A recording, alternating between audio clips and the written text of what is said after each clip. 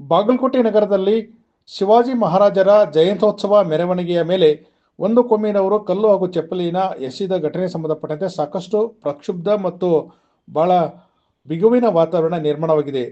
ಈ ಕುರಿತಂತೆ ಘಟನೆಗೆ ಸಂಬಂಧಪಟ್ಟಂತೆ 8 ಜನರನ್ನ ಪೊಲೀಸರು ಬಂಧನ ಮಾಡಿದ್ದಾರೆ. ಜೊತೆಗೆ ಕಲ್ಲು ತೂರಾಟ ಸಂದರ್ಭದಲ್ಲಿ ಸ್ವತಃ ಅಲ್ಲಿಯ ಬಾಗಲಕೋಟೆ SP ಗೋಯಲ್ ಮೇಲೆ ಗಾಯ ಆಗಿದೆ.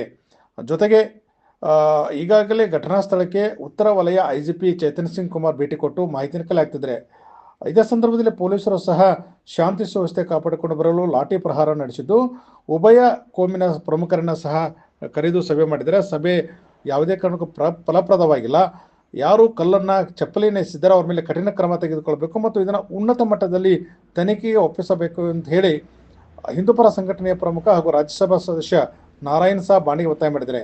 ಇದೇ ಸಂದರ್ಭದಲ್ಲಿ ಉತ್ತರ ವಲಯ IGP ಚೇತನ್ ಕುಮಾರ್ ಸಿಂಗ್ ಸಹ ಪ್ರತಿಕ್ರಿಯೆ ಕೊಟ್ಟಿದ್ದಾರೆ.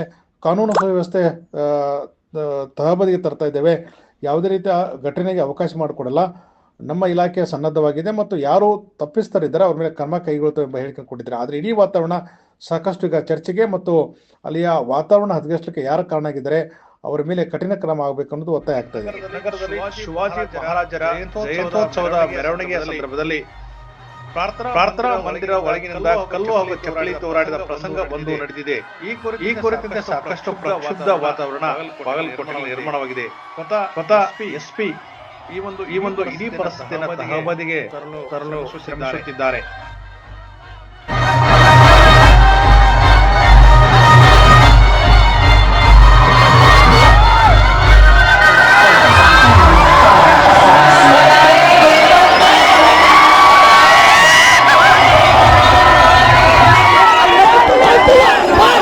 ಏನು ಘಟನೆ ಆಯಿತು ಅದು ವಿಚಾರವಾಗಿ ನಾವು ಈಗಾಗಲೇ ಕ್ರೈಮ್ ನಂಬರ್ 14/2026 ಅಲ್ಲಿ ಕಾಲಮ್ 189 ಸಬ್ ಕ್ಲಾಸ್ 2, 191 ಸಬ್ ಕ್ಲಾಸ್ 2, 191 ಸಬ್ ಕ್ಲಾಸ್ 3, 109, 132, 352, 351 ಸಬ್ ಕ್ಲಾಸ್ 2 ಅಲ್ಲಿ ಈಗಾಗಲೇ FIR ದಾಖಲು ಮಾಡಿದ್ದೀವಿ. ನಾವೇ ಸುಮೋಟೋ FIR ದಾಖಲು ಮಾಡಿದ್ದೀವಿ. ಅದರ ವಿಚಾರವಾಗಿ ನಾವು ಈಗಾಗಲೇ 8 ಜನಕ್ಕೆ ಬಂಧನ ಮಾಡಿದ್ದೀವಿ. ಈ ಘಟನಾ ಬಗ್ಗೆ ನಾನು 2-3 ಕ್ಲಾರಿಫಿಕೇಶನ್ ಕೊಡೋಕ್ಕೆ ಇಷ್ಟಪಡ್ತಾ ಇದ್ದೀನಿ.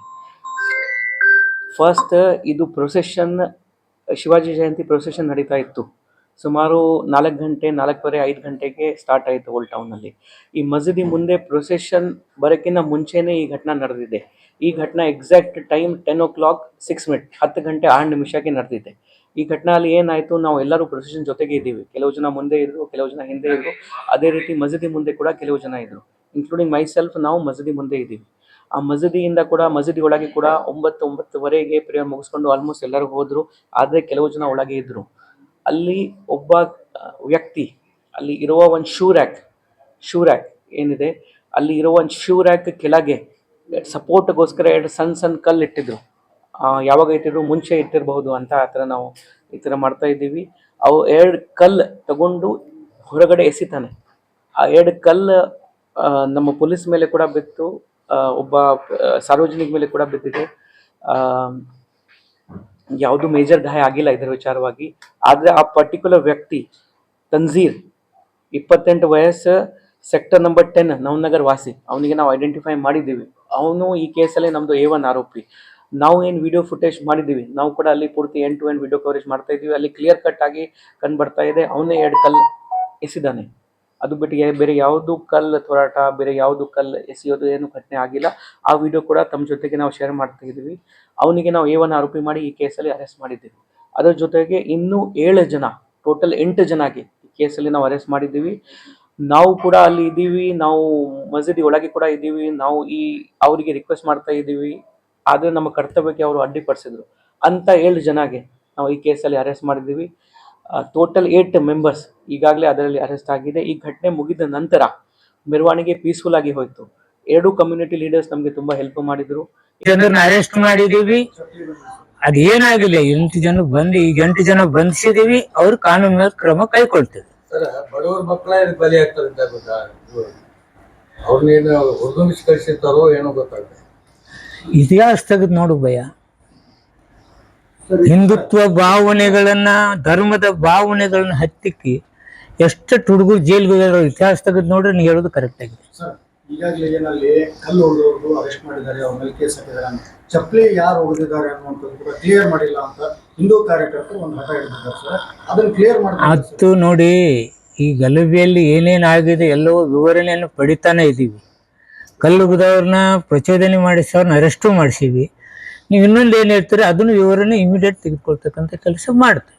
ಸರ್, ಮುಸ್ಲಿಮರಿಗೆ ಸರ್ಕಾರ ಸಪೋರ್ಟ್ ಮಾಡ್ತಾ ಇದೆ, ಅವ್ರಿಗೆ ಯಾರಿಗೂ ಭಯ ಇಲ್ಲ ಅಂತ ನಾರಾಯಣ ಸ್ವಾಮಿ ಮಾಡಿದ್ರು ಸರ್ಕಾರ ಮೇಲೆ ಆರೋಪ ಮಾಡಿದ್ರು. ಅವರೆಲ್ಲರೂ ಇದೇ ಕೆಲಸ, ಅವರು ಮಾಡ್ತಕ್ಕಂಥದ್ದು ಕೆಲಸನೇ ಇದೆ.